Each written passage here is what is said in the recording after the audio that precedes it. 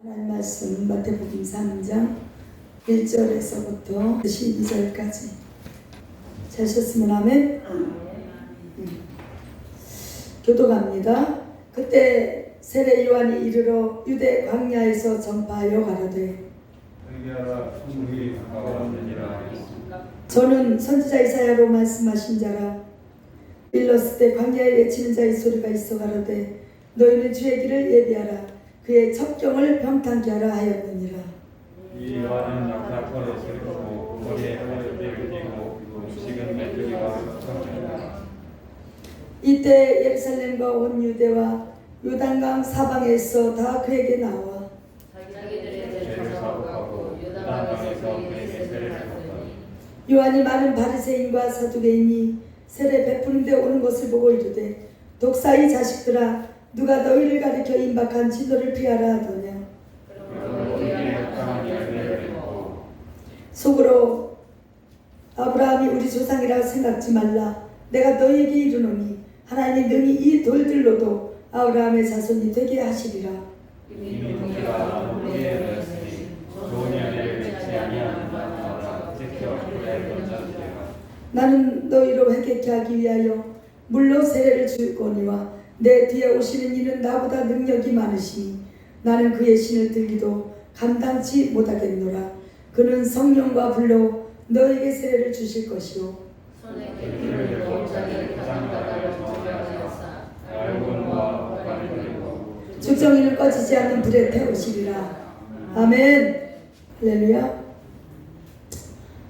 이제 예수님의 때를 준비하기 위해서 먼저 하나님이 세례 요한을 예비하셨습니다.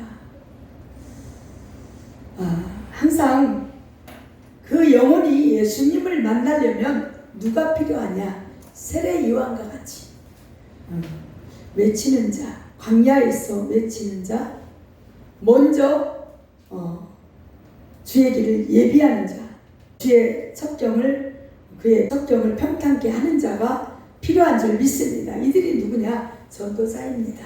할렐루야. 그래서 세례 요한이 어디에서 전파했느냐? 유대 광야에서 전파하여 가로되. 여러분 광야에 사람이 있을까요? 왜 동네에서 전파하지 않고 하필이면 광야라고 했을까요? 결국은 이 세상을 상징하는 줄 믿습니다.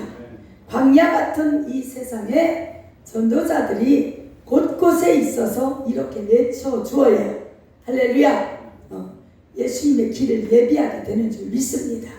그래서 우리가 지금 살아가고 있는 이 신앙생활하는 지금 이 상황을 광야라고 표현해요. 이제 광야는 어떤 곳이냐? 광야는 하나님의 은혜 안 주면 죽는 곳입니다. 하나님이 만나를 주시지 않으면 죽는 곳이에요. 하나님의 은혜가 없으면 살 수 없는 곳이 광야예요. 그곳에서는 우리를 계속 시험하고 달아보시고 그 광야에서 순종하는 방법을 가르치는 곳이기도 합니다. 그래서 우리 속에 감추어 있는 어둠을 광야에서 늘 시험하시고 달아보시고 하면서 우리 속에 감추어 있는 것을 뽑아내는 그 현장인 줄 믿습니다. 광야는 연단과 시험과 환난과 고난이 있는 곳입니다.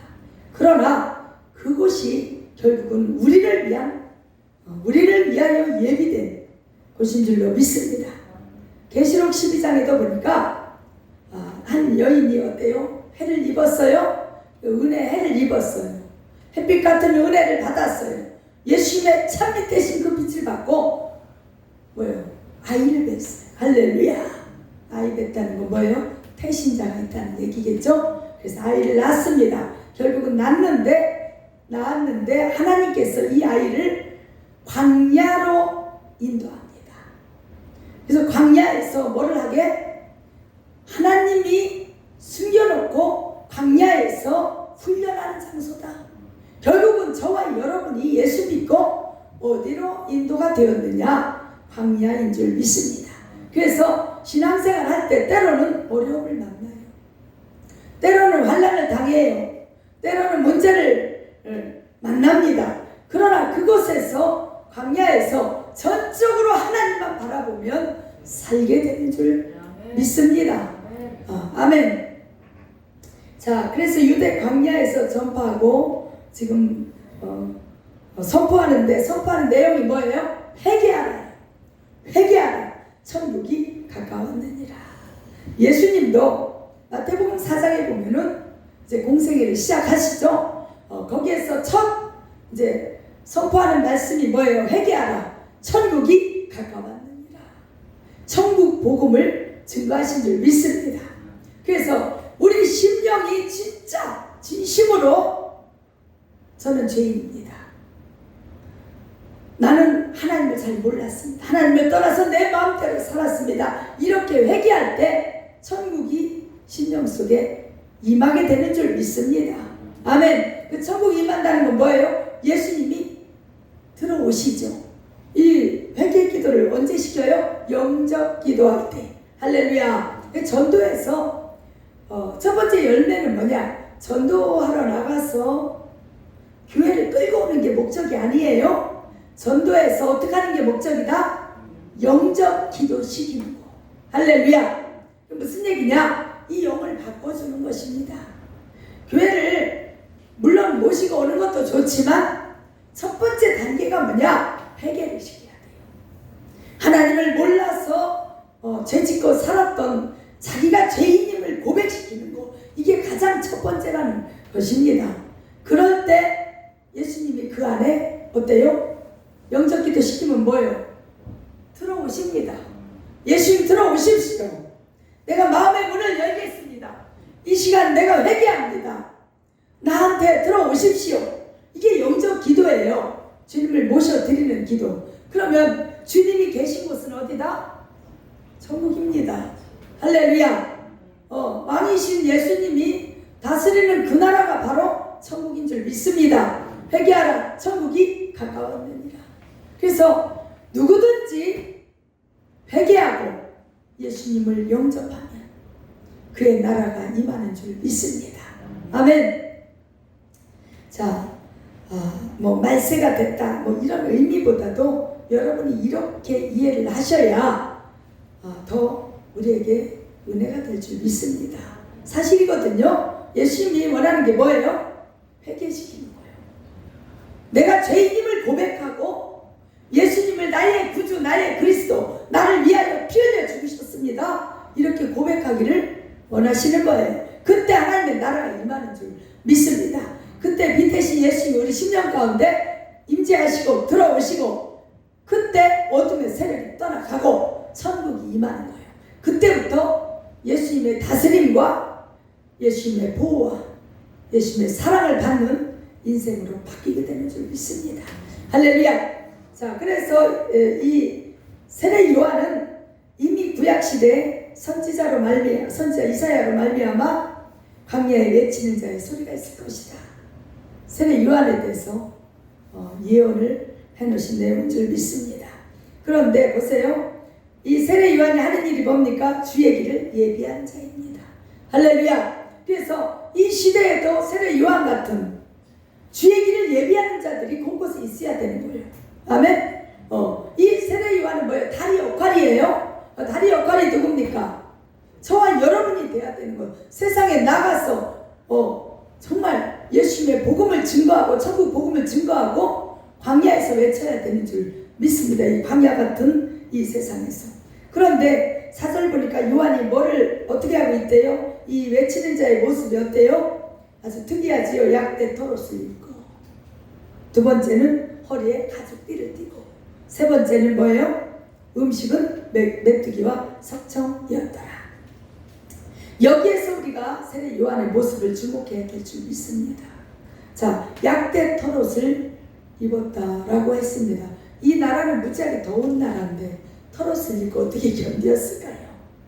어쨌든 저녁에는 추우니까 뭐 입었으리라고 생각합니다.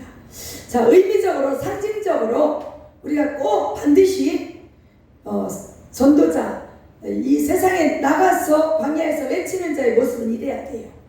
자, 영적인 의미로 들으시길 바랍니다. 이 약대 토롯을 입었다는 것은, 토롯은 뭡니까? 짐승을 의미해요. 짐승. 그렇죠? 이 짐승인데 왜 털옷을 입었느냐?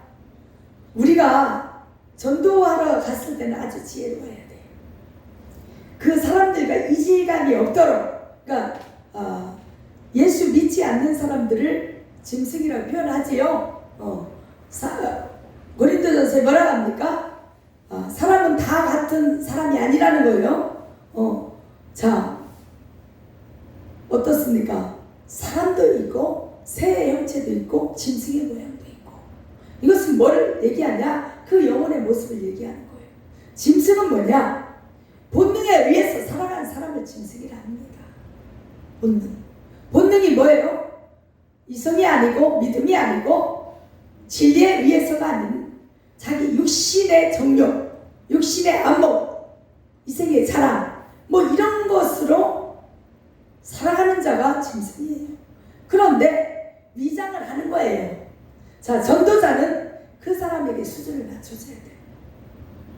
너무 거룩하게 이질감이 딱 들게 이렇게 해버리면 이게 접촉점을 찾을 수가 없습니다. 예수님이 요한복음 4장에 보니까 수가성 여인을 만나요. 거기서 접촉점을 무엇으로 찾습니까? 예수님이 목이 말라서 그 여인에게 물을 달라 했겠습니까? 아니에요. 물을 달라 하면서 접근을 해서 진짜 생수이신 예수님 자신을 그에게 알려주신 것입니다. 그래서 접촉점을 찾기 위해서는 뭔가 세상 사람과 너무 이질감, 어떤 사람은 그래요. 예수 안 믿는 사람은 상종을 안 한다. 그럼 전도가 안 일어나는 거예요. 그 사람의 필요를, 니들을 채워주면서 뭔가 같이 할 수 있는 그것이 있어야 될 줄 믿습니다. 그러나 이것은 자기 본체가 아니에요. 위장입니다. 위장. 그래서 예수님 뭐라고 말씀하셔요? 전도인들에게 뱀같이 지혜롭고 비둘기같이 순결하라. 그렇다고 뱀이 되라는 얘기는 아니었습니다. 지혜롭고. 그러니까 사단 마귀가 얼마나 지혜로운지 아시죠? 그 사단의 지혜를 우리도 뱀처럼 지혜로울 필요가 있다는 거예요. 사단의 지혜. 하여간 한 번 물으면 끄지기잖아요. 끝까지 물고 늘어지잖아요. 그리고 한 번 거시기 하면 하여간 끝장을 보잖아요. 사단이 그렇습니다. 그리고 사단이 얼마나 지혜로운지 아시죠? 틈이 있으면 반드시 타고 들어가요. 이 전도서에도 말씀하고 있죠. 담을 허는 자는 뱀에게 물리리라. 이건 뭐예요? 세상과 나와의 사이에 어떤 틈이 벌어지면, 죄악의 틈이 벌어지면 반드시 사단이 들어온다. 그런데 이 사단의 특징이 뭐예요? 틈을 본다는 거예요. 우리도 늘 사람을 볼 때 살펴야 돼요. 저 사람에게 언제쯤 어느 시점에서 어떤 말씀을 주면 참 이 말씀이 맥히겠다. 뭐 이런 걸 늘 관찰하고 관심을 가지고 영혼에 대한 관심을 가져야 될 줄 믿습니다. 자, 두 번째는 뭐냐? 허리에 가죽띠를 띄었네요. 이 허리에 가죽띠는 뭐를 상징할까요? 허리에 가죽띠. 주의 사랑의 줄로 나를 굳게 잡아매소서. 이 띠는, 끈은 뭐를 상징하냐? 허리에 띈다는 건 힘을 준다. 삿바 매는 거 알죠? 힘을 주는 깨어있는 자의 모습이에요. 또 한 가지 의미가 뭐냐? 주님과의 연결을 의미합니다. 할렐루야. 사랑의 끈으로 꽉 매는 거예요. 힘을 딱 주는 거예요. 희생 라합이 붉은 줄을 내림으로써 그가 죽음을 면했습니다. 이 끈이 굉장히 중요해요. 그래서 허리에 띠를 띠라. 에베소 4장에도 말씀하고 있죠. 우리가 하나님의 전신갑주를 입는데 뭐를 띄어야 돼요? 띠를 띄어야 돼. 허리에. 자, 이 세례 요한은 가죽띠를 띄었다는 것입니다. 끼어서 힘써 허리에 딱 삿발을 매듯이 주의 일에 힘을 내서 끼어있는 그런 자의 모습을 이렇게 표현했어요. 할렐루야. 특별히 이 가죽띠는 뭐겠습니까? 창세기 3장으로 가면 아담과 하와가 범죄한 이후에 가죽옷을 지어 입혀 주십니다. 하나님이 만들어주신 최초의 옷이요. 할렐루야. 그래서 이 가죽은요, 어디에서 나오냐? 양 한 마리가 희생이 돼야 비로소 가죽이 나오는 거예요. 그렇지 않습니까? 그래서 가죽 옷은 뭐냐? 예수 그리스도께서 희생됨으로 어린 양으로 이 땅에 오셔서 죽으심으로 우리에게 입혀주시는 의의 옷으로 바뀝니다. 신앙으로 넘어오면서. 가죽띠 또한 마찬가지 의미가 있어요. 예수 그리스도께서 보혈을 흘려주시고 죽으심으로 그 가죽이 양 가죽이 나왔어요. 그 끈으로, 사랑의 끈으로 우리를 하나님과 우리 사이에 끊어지지 않는, 로마서 8장에 말씀하고 있지요. 적신이나 칼이나 위험이나 그 어떤 것으로도 그리스도의 사랑에서 우리가 끊을 수 없느니라. 할렐루야. 사랑의 끈을 얘기하는 거예요. 그러니까 전도자가 광야에서 외치는 자가 이 모습이 되지 않으면 전도할 수 있습니까? 주님과 연결되어 있지 않으면 절대로 어때요? 담대하게 목숨 내놓고 할 수 없습니다. 지금 세례 요한의 모습은 대단한 것입니다. 이게 영적 의미로 우리가 볼 때, 이게 은혜가 되는 거예요. 그냥 뭐 이상한 개인 기인처럼 약대 털옷을 입고 그걸 가죽띠를 딱 메고 거기다 뭐를 가졌어요? 음식은 또 메뚜기와 석청이에요. 희한한 걸 먹네. 메뚜기와 석청이 무엇이겠습니까? 이 메뚜기는 뭐예요? 자, 이 메뚜기는 어디에서 나오지요? 출애굽할 때 10가지 재앙 중에 하나가 메뚜기예요. 이 메뚜기 또한 뭡니까? 애굽 사람들이 섬기는 귀신의, 그들의 그 이방 신의 일종이에요. 메뚜기.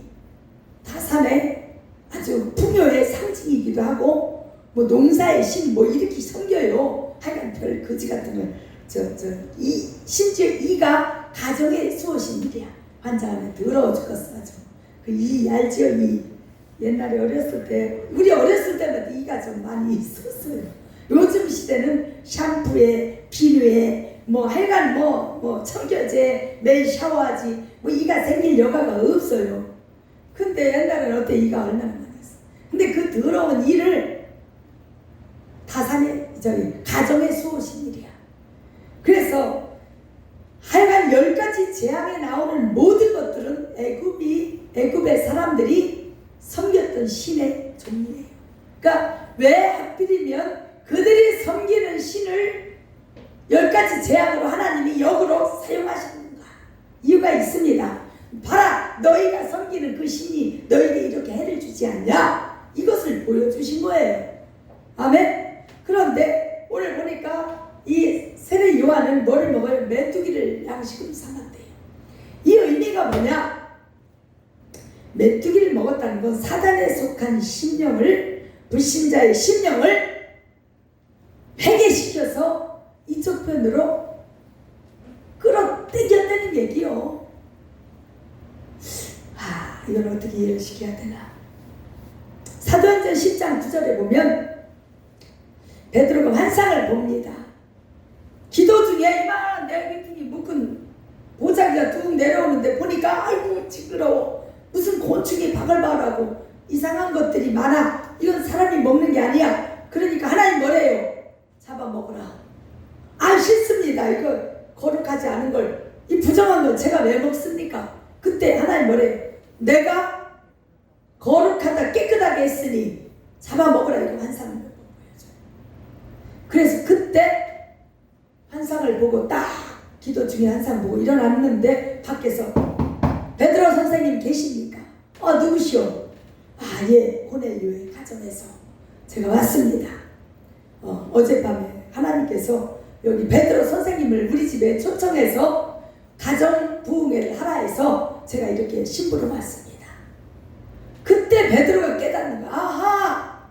이방인의 가정, 고넬료의 가정이 이방인의 가정이에요. 베드로는 유대인 아니면 상종을 안 했던 사람이요. 이방인에게는 누가 갔습니까? 사도 바울이 갔어요. 할렐루야. 그래서 환상을 보여주신 그 곤충 부정한 것을 잡아먹으라는 얘기가 이 고넬료의 가정의 신방을 가서 그 사람들을 회개시키고 하나님 백성 예수님의 제자 삼으라는 얘기구나 알고 거길 가잖아요. 가서 온 가족을 구원시키잖아요. 믿습니까? 그러면 우리도 여호수아가 뭐라고 합니까? 가나안 땅에 정탐꾼으로 갔어요. 10명이 갔다가 8명은 야 우리는 그들의 밥이라 이렇게 등신 같은 말을 하고 왔어요. 그러나 여호수아와 갈렙이 뭐라고 해요? 그들이 우리의 밥이라 그렇게 믿음의 말을 했단 말이에요. 이거 밥이라는 건 뭐예요? 우리가 그들을 먹겠다는 얘기예요. 저편을 우리 걸로 취하겠다는 얘기요. 오늘 여기서도요 메뚜기가 음식이었다는 건 사단에 속한 그런 신령들, 메뚜기 같은 신령들을 어때요? 하나님 편으로 지금 꿀떡꿀떡 잡아먹고 있는, 영적으로 보면 그러한 장면인 줄 믿습니다. 그래서 많은 사람들이 세례 요한 앞에서 어떻게 했어요? 회개하고 예수님을 믿어요. 회개하고 정말 예수님을 만나게 돼요. 믿습니까? 요단강에서 세례를 받아요. 자, 뿐만 아니라 또 뭐를 먹어요? 석청. 자, 석청이 뭡니까? 들에서 돌 속에, 바위 속에 이렇게 나는 꿀이요. 꿀은 뭐를 상징해요? 말씀인 줄 믿습니다. 특히 반석 안에 예수 그리스도 안에 있는 진리의 말씀인 줄 믿습니다. 할렐루야. 그래서 석청과 꿀을 먹어야 돼요. 석청의 꿀. 자, 음식은 뭐를 먹어야 돼요? 메뚜기와 석청. 전도자의 모습입니다. 허리에 띠를 띄어야 되고 또 뭐예요? 약대 털옷을 입고 기가 막히게 위장을 해서 싹 스며들어서 그들을 입혀내고. 시간이 많이 지나갔네. 조금만 더 하겠습니다. 이때 5절 보니까 예루살렘과 온 유대와 요단강 사방에서 다 그에게 나와 자기들의 죄를 자복하고 요단강에서 그에게 세례를 받더니, 그러니까 많이 잡아먹었네요. 할렐루야. 많이 메뚜기를 먹었어요. 요한이 많은 바리새인과 사두개인이 세례 베푸는데 오는 것을 보고 이르되 독사의 자식들아 누가 너희를 가르쳐 임박한 진노를 피하라 하더냐. 아주 심한 말을 합니다. 여러분, 이 독사의 자식이라는 건 뭐예요? 사단의 조종을 받고 있는 악한 영들아. 그런데 놀라운 것은 누구에게 이런 말을 했습니까? 바리새인과 사두개인들. 이 바리새인들이 결국은 그때 당시에 최고의 믿음을 자부하던 사람이었어요. 자, 자기 자신을 최고의 믿음이라고 자부하고 성경에 능통하다, 그 교만이 굉장했습니다. 학식이 많다. 그래서 이 유대인들 중에 바리새인들이요. 유대인들이 결국 바리새파거든요. 그런데 이들은 성경 말씀을 굉장히 달달달달 말도 못하게 외우고 그 말씀을 너무나 많이 능통했어요. 그러나 여러분, 유대교의 첫 번째 종파가 바리새파인데 하여간 어떤 사람은 그래요. 나를 만나면 항상 물어보는 게 뭐예요? 교단이 어디십니까? 어쩌라고? 나 예수파요. 어쩌라고? 쪽파도 아니고 대파도 아니요. 교단이 무슨 파입니까? 자꾸 물어봐요. 여러분, 이단이 아닌 이상요 교단은 그렇게 중요하지 않습니다. 그러니까 우리는 교단 자랑할 필요가 없다니까. 예수님 자랑만 하면 돼. 지금 바리새인들이요 교단 자랑했어요. 자기 파 자랑했어요. 그러니까 사람 취급을 안 해, 바리새파가 아니면. 그러니까 오늘 뭐라 그래요? 세례 요한이 독사의 자식들아, 독사의 새끼들아. 왜 그랬을까요? 행함이 없고 말로만. 그렇잖아요. 항상 시대적으로 보면은 더 진리가 아닌 것들이 더 왕성하게 크더라고. 이상하게 더 온전하지 않은 것들이 더 번성을 하더라고. 여러분 이단들이 한번 번성하는 걸 보세요. 정말 우리는 이 목사님들이요 피땀 흘려서 개척해서 교회 하나 세우기가 정말 어렵거든요. 진리를 아무리 선포해도 잘 안 돼요. 영혼들이 잘 바뀌질 않아요. 진짜 어렵거든요. 그런데 이단의 교주들이 뭐 신령한 말 몇 마디 하면 다 쫓아가요. 미쳐가지고 미혹돼가지고 신천지가 저렇게 커질 줄도 알았어요. 하나님 어머니 교회라는 이상한 교단이 저 안산원 뿌리잖아요. 저렇게 이단이 저렇게 지금 전 세계적으로 판을 치고 있잖아요. 문선명이가 판을 쳤잖아요. 하여간 우리나라 교단 이단들이 너무 많아요. 그러니까 우리는 핵심 이파도 저파다. 오직 예수, 오직 믿음, 오직 진리 안에서 다른 것을 붙잡고 가면 저는 천국 가서 하나님께 부끄러움을 당하지 않는다 생각합니다. 그러니까 뭐 우리 교회 어떤 사람은 여의도 순복음교회 다니는 게 무슨 벼슬이냐? 아유 그 어디에 다니신가? 아 난 여의도 순복음교회 다녀요. 근데 핵심을 보니까 개 똑같아. 믿음도 개 부럽고요. 자기가 무슨 자기 수준이 여의도 순복음교회 수준으로 막 이렇게 큰 수준인 것처럼 착각해요. 조그만 교회 다니면 수준이 어린 줄 알고 웃기지 마시오. 하나님이 인정하면 되는 거예요. 우리 주님이 인정하면 되는 거예요. 건물이 문제입니까? 우리 신령 성전만 똑바로 세워지면 되는 거지 다 쓸데기 없는 짓이요. 지금 이 바리새인들이 이 바리새파가 얼마나 그 시대에 죄악을 저지르고 얼마나 교만하고 얼마나 이 예수님을 잡아 죽인 바로 그 사람들 아니겠습니까? 하여간 시간이 많이 지나서 1분만 더 하고 지나갈게요. 이 바리새파들이 특징이 뭐냐? 성경 통달입니다. 말로는 기가 막히게 알아요. 말을 따라갈 수가 없어요. 행함이 없는 믿음이요. 그러나 자, 두 번째는요. 형식에 되어 있습니다. 격식이 아주 중요해요. 격식. 거룩거룩한데 속은 회칠한 무덤이요.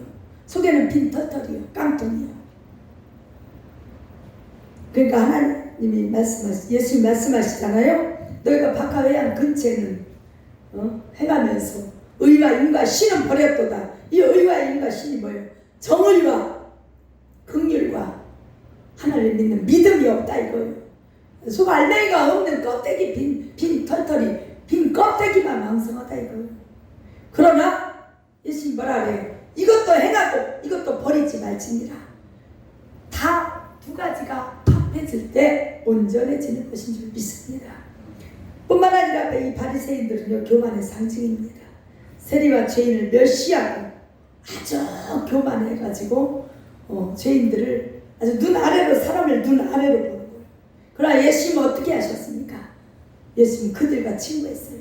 세리와 죄인들과 함께 잡수시고 같이 친구했고 뭐라 말씀하십니까? 내가 이 건강한 자에게 의원이 쓸데없고 병든 자에게 쓸데있는 것처럼 나도 죄인을 부르러 왔노라. 죄인과 친구하셨어요. 우리는 우리 마음을 낮춰야 됩니다. 그래서 오늘 이 세례 요한에 대해서 잠깐 말씀을 묵상하면서 더 시간이 부족해서 못하겠는데 다음에 또 할 기회가 있으면 그 나머지를 하도록 하겠습니다. 자, 나머지 해야 될 게 너무나 많이 있긴 한데 여기에서 오늘 핵심이 뭐냐? 뒤에 자 세례 요한은 뭐라 그랬어요? 나는 물로 세례를 주거니와 그랬지요? 11절에 내 뒤에 오시는 이는 나보다 능력이 많으시니 나는 그의 신을 들기도 감당치 못하겠느라. 그는 성령과 불로 너에게 세례를 주실 것이요. 자, 세례가 세 가지입니다. 세례가 그래서 물 세례가 있어요. 여러분 세례 받으신 분, 그 세례식이고 이 세례는 뭐냐? 말씀 세례예요. 할렐루야. 물이 말씀입니다. 진리의 말씀으로 내 영혼이 깨끗하게 씻어져야 돼. 다시 말해서 말씀이 깨달아질 때 여러분이 아하 그렇구나 영적 세계가 그때 그때 깨달아지고 하나님 나라가 그때 깨달아지고 내가 죄인인 것이 깨달아지고 그 말씀이 깨달아지는 이 시점이 말씀 세례예요. 물로 세례를 받는 거예요. 지금 그 작업을 누가 하고 있어요? 세례 요한이 하고 있는 거예요. 세례 요한이. 믿습니까? 나는 물로 세례를 주거니와 뭐라 그랬어요? 회개하라. 우리 죄인인 것을 깨닫게 하는 거예요. 말씀을 통해서 너희가 하나님을 떠난 너희여 회개하라. 가식과 형식에 매여 있는 너희여 회개하라. 이 말씀을 통해서 깨닫게 하는 거예요. 이 말씀 세례예요. 아멘. 이 물세례인 줄 믿습니다. 아니 목사님이 여기다 세례 주는 거 이제 세례 시키고 세례 진짜 세례 물세례 말씀 세례를 받으시기 바랍니다. 말씀이 깨달아지지 않은 영혼은 금방 돌아설 수 있어요. 변질되기 쉬워요. 말씀이 깨달아져야 돼요. 할렐루야. 두 번째는 뭐예요? 불과 성령과 불로 예수님이 주시는 세례인 줄 믿습니다. 이것은 첫째 말씀이 깨달아서 신앙생활을 하다 보면 나중에 뭐예요? 기도 중에 성령과 불로 세례를 주셔요. 성령 체험을 또 하게 하시는 줄 믿습니다. 이것도 굉장히 중요한 단계예요. 그 다음에 세 번째 세례가 또 있어요. 그 여기까지 하고 끝이냐? 또 한 가지 세례가 있습니다. 이것은 고난 세례인 줄 믿습니다. 아멘. 자, 고난을 통해서 우리 교만을 깨뜨리고 이 고난을 통해서 자아가 깨지고 고난을 통해서 믿음이 더 성장하고 이 고난 세례를 제가 말한 얘기가 아니에요. 예수님 뭐라 말씀하십니까? 누가복음 12장 50절에 예수님이 뭐라고 제자들에게 말씀하시냐? 나는 받을 세례가 있으니 그 이르기까지 내 마음이 답답하다. 예수님이 받을 세례가 따로 있다고 했어요. 이 예수님이 받을 세례가 결국은 뭐를 상징하느냐? 십자가의 고난을 상징하는 것입니다. 그래서 이 십자가의 고난을 우리도 예수님 따라가는 우리도 당해야 되는 거예요. 그래서 너희가 내 제자가 되려면 너 자신을 부인하고 자기 십자가를 지고 나를 쫓을 것이니라. 할렐루야. 그러니까 고난을 기쁨으로 여기고 따라오라 이거예요. 믿습니까? 고난이 없이는 사람의 믿음이 완성되지 않습니다. 고난을 통해서 진짜 하나님의 사람이 되는 거예요. 고난이 없이는 영광도 없습니다. 고난이 없이는 절대로 우리 심령이 사단과 싸워 이길 수 없습니다. 그 고난을 통과해야 할렐루야 우리 영역이 더 써져 더 강건해지고 믿음이 새로워지고 진짜 믿음이 그때서 비로소 되는 거예요. 아멘. 기도하겠습니다.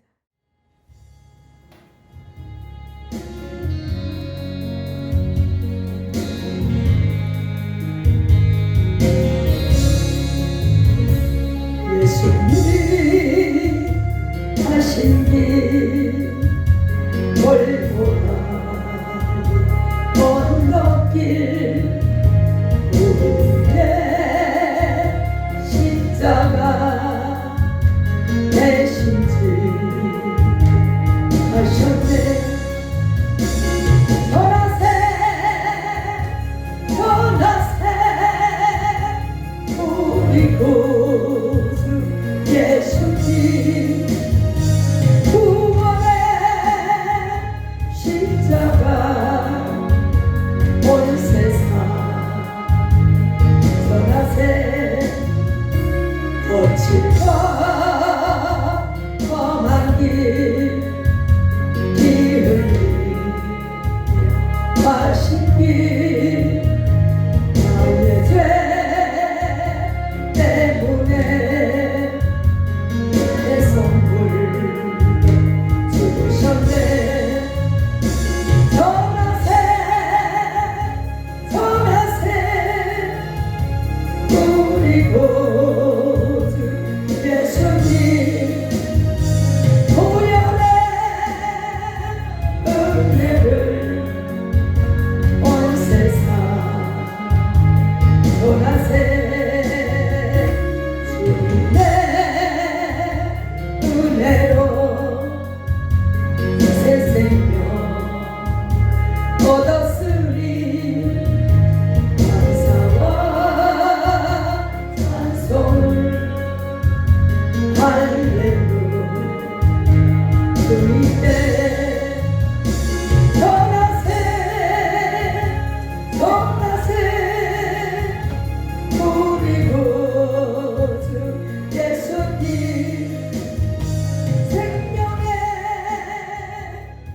주를